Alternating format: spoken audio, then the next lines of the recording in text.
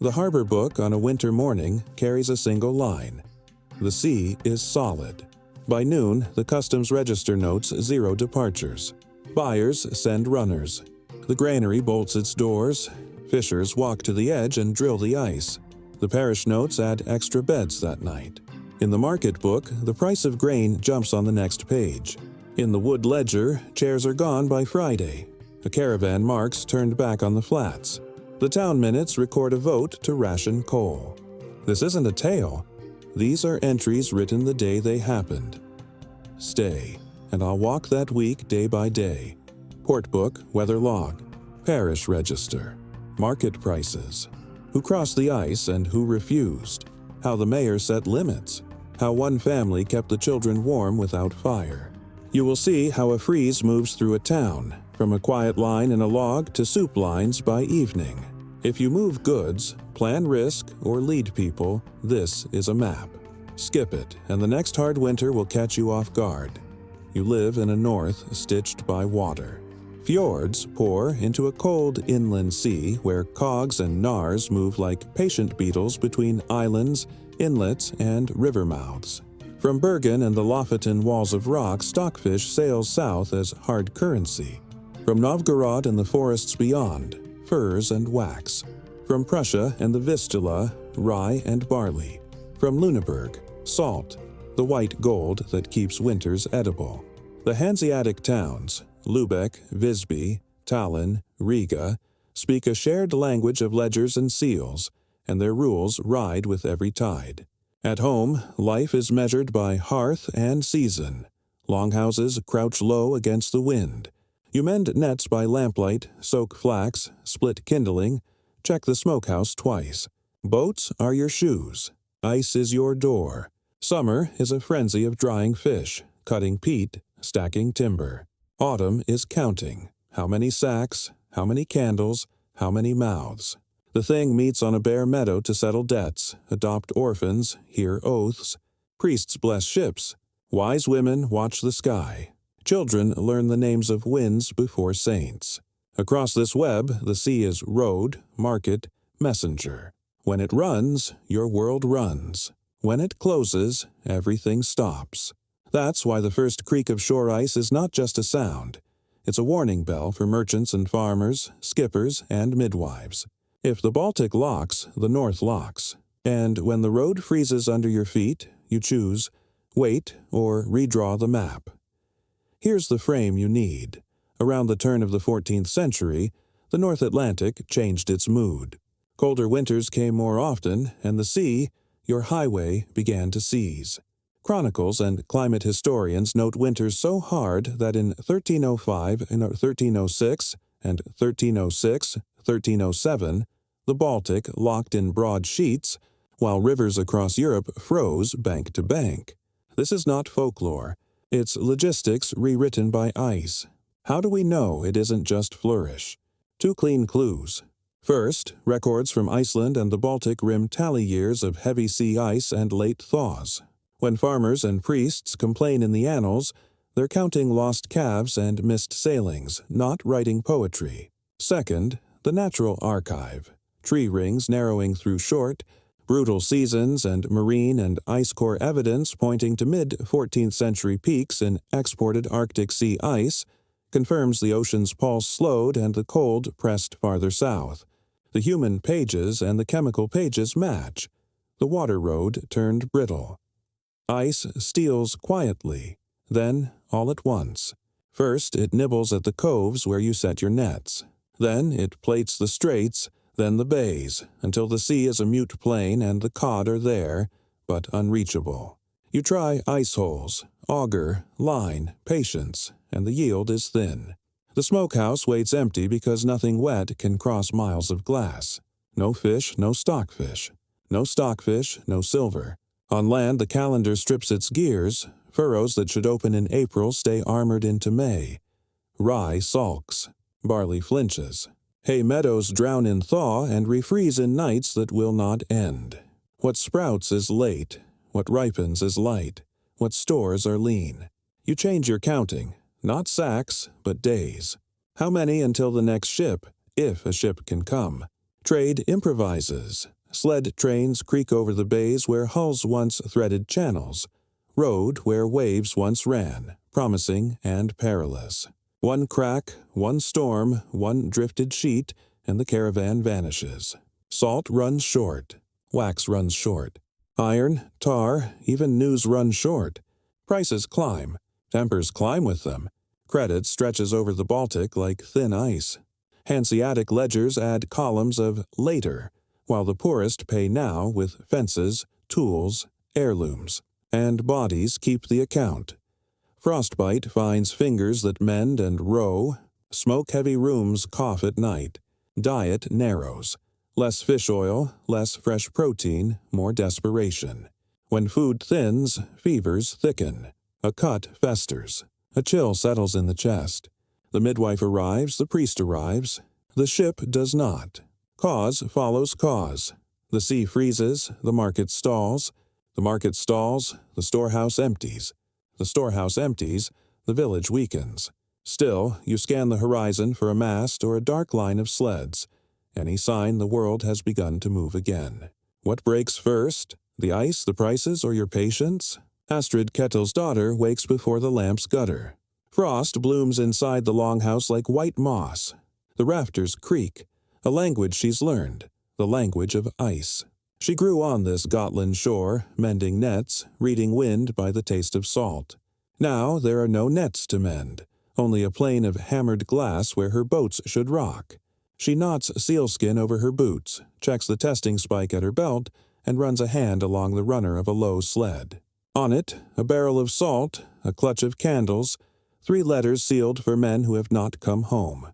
Astrid knows the shortcuts, the ribbed lines where the sea froze first and the black seams where it froze last. She moves by sound. A soft hiss means snowskin. A hard ring means danger. Every mile is a prayer. Every breath a choice. If she gets through, the smokehouse lives a week. If she falls, a household ends. Mikko Hartvigsen stares at a ledger that has become a map of dread. He is 22, a Hanseatic apprentice in Visby, a town that once sang with foreign tongues. Now the quays are bare, and the warehouses are hushed cathedrals of almost enough.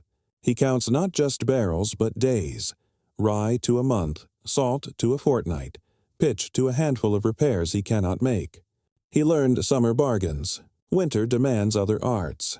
Ration tables, convoy rosters, risk shared on paper before it's shared on ice. He drafts a pact. Every guild gives 1/10 to the common store. Every village that brings fish gets credit against the thaw. Every sled that goes out returns with 2 families' lists, not 1. The elders argue. Mikko answers with numbers and a promise. No one eats alone. If the pact holds, the city bends but doesn't break. If it fails, ledgers turn to ledges and everyone falls. They meet at the harbor's edge where the ice groans like a sleeping beast. Astrid's sled is rhymed and light. Mikko's plan is heavy with names. She brings the sound of the road, where to drill, where to rope, when to crawl. He brings the shape of trust, a web that turns 100 desperate trips into a lifeline. 2 kinds of courage, 2 halves of survival. And as the wind knives the bay, they know the same truth. Alone is rumor. Together is strategy. First the ritual, then the rule, then the tool. On the first true freeze, the bell in Visby rings 3 times at dusk. No one crosses the bay alone. Priests bless the convoy. Old women lay spruce twigs in a line pointing to safe water wells cut through the crust. It looks like faith. It works like signage. You learned new gear by touch. Ice saws with wide teeth that spit slush. Short spears to test the sheet before each step. Rope belts tying person to person, so one fall becomes rescue, not funeral. Studded boots. Sleds with bone runners that glide where wood would grind. At each mile, a tripod of poles marks a cache. Peat in one, kindling in another, dried fish in the third. A road made of little promises. Food becomes invention. Herring fermented when smoke runs short. Cabbage soured in barrels to stretch summer. Grains parched and ground fine so thin porridge warms many bowls. In longhouses, door frames are stuffed with moss. walls doubled with turf, hearths rebuilt to catch and hold every breath of heat. Breath still shows in the air, but lingers longer. Logistics is a new kind of courage. Convoys leave at first light, never after noon, each with a lead tester, a scribe, a cook, a spare team. Every village adds to the ledger before a load departs. Who sent what? Who needs what? How much credit buys how many days of bread? Beacon fires ladder the headlands. A language of flame.